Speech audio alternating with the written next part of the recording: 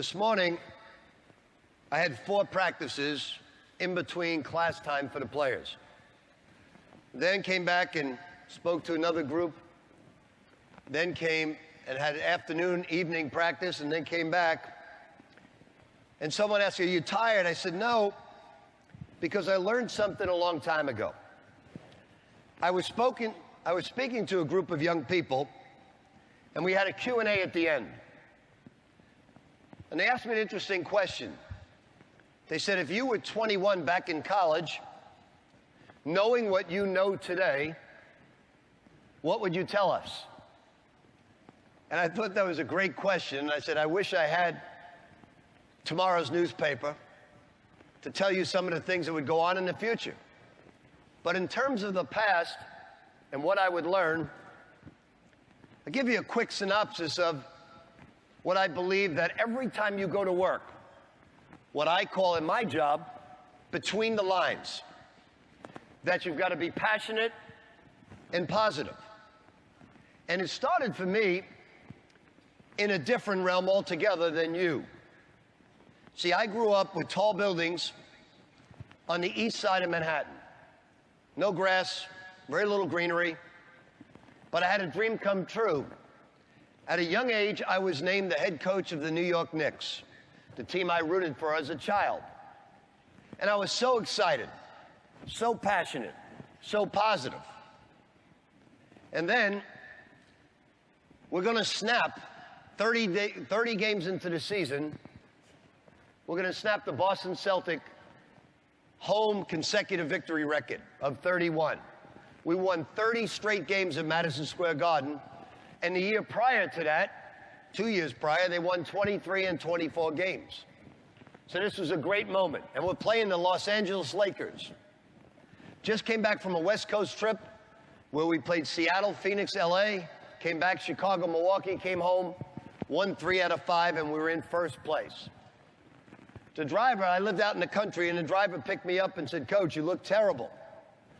I said, "It was a long road trip, Walter, but I'm so fired up. Tonight we're going to snap the Celtic streak of 31 consecutive victories."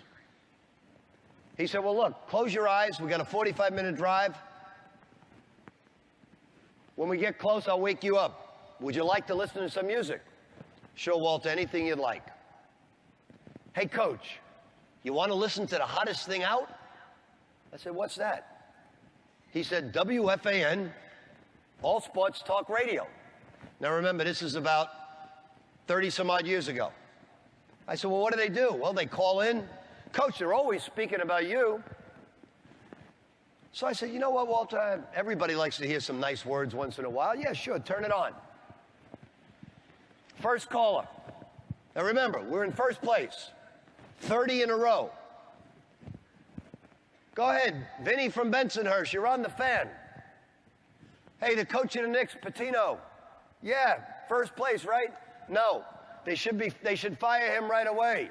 The players are going to have no legs for the playoffs. He presses too much." Immediately, I woke up. I put my neck on the front seat. I said, "Walter, did he say I should be fired?" He said, "He did, Coach." Next caller, Mike from Bay Ridge. "Go ahead, you're on the fan." I couldn't agree with Vinny more.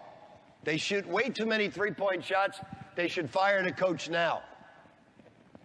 Well, I couldn't believe what I was hearing. And I said to Walter, "Does this go on every day?" He said, "Actually, Coach, they're pretty good to you. You should hear what they say about the Jet and Giant football teams, the head coaches, and their wives." So it was the first introduction for me into the negative, cynical world. And for the next 2 weeks, because in New York you're always stuck in traffic, I listened to what I later coined the Fellowship of the Miserable. All these cynical, negative people. And I noticed one thing that happened to me listening to this for a half hour. I got out of the automobile and I felt bad. I didn't like what they were saying about other coaches, what they were saying about me. No different than what you have to go through sometimes on Facebook or other social medias. That's what you go through today. You see the cynics, you see the negative people. Well, I said, that's it. I wasn't going to work in an upbeat, positive mood, ready to attack the day's problems, ready to make my team better between the lines. So now for 30 plus years, I never again turned on talk radio, ever again. I turn away and turn off and totally tune them out, cynical, negative people. I surround myself with upbeat, positive people because it raises the tide tremendously. So that would be my first piece of advice to you if I was your age. Turn out the negative. Turn off the cynical.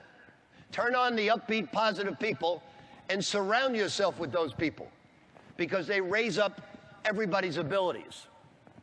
The second thing I would talk about is about a book I've just written.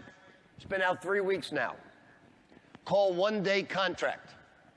See, 2 years ago, we lost an NCAA game, got upset by a local school called Morehead State. And they deserved the victory. We lost our best player, up a few points with 8 minutes to go, he broke his ankle, and they upset us.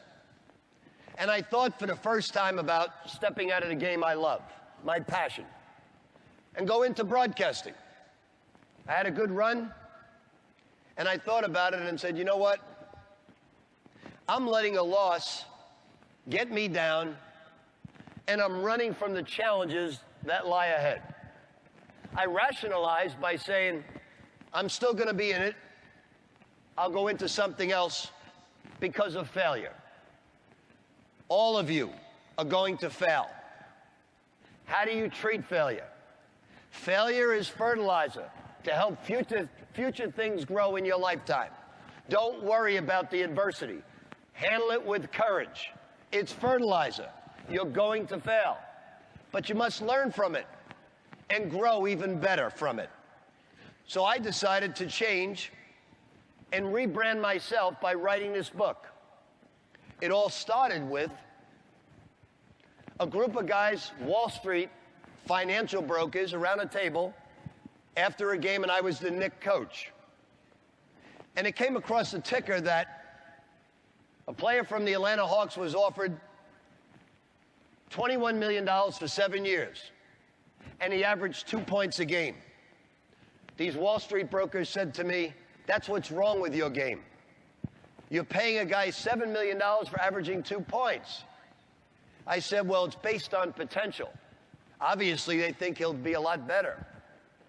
They said, no. You see, in our industry, one bad trade, and we're fired. We live on a one-day contract. So for the last 25 years, I've thought about that. And that's the title of the book. And I said, I'm going to rebrand myself because I was getting close to 60 years of age, and I wanted to be just as passionate at 60 as I was as a Knicks coach at 30. So I said I start with, I have to be more positive every single day. And I have a routine. The night before, meticulous preparation. Now remember, if all of you have one day, and today I'm going to try to sign you on to this one-day contract. So tonight, you're going to go to bed, and you're going to have meticulous preparation for the next day. When you wake up, you're going to listen to music on the way to work. Listen to your favorite band or whatever group you like to listen to. For me, this is going to sound extremely strange to you, but I live part-time in Miami, and I'm a Pitbull fan. So I listen to Armando Christian Perez Pitbull every morning. I drive to work. I'm in there at 6:45, and I start focusing in between the lines. You have to have laser-sharp focus, and you can't get distracted throughout the day because all of you have much more talent than I had at your age. So you're going to fall into certain traps, though, along the way because remember, I'm giving you advice that when I was your age, knowing what I know now. So here's what I have to tell you. This is an addictive piece of equipment. I know 2 years ago I was addicted. So when I started the one-day contract, I said, I'm going to play certain rules, because I was constantly in the company of other people taking out my phone because it was buzzing off. And then I realized I was insulting everybody. But then I watched everybody I was with, and they were taking out the phone looking at their messages. And I said, I'm going to have rules on this one-day contract, that when I meet someone, you're the most significant person in my life. I would never insult you by taking out my phone and saying to you, excuse me 1 second, this message is much more important than what you're saying. So I never do that anymore. When I'm in the company of people,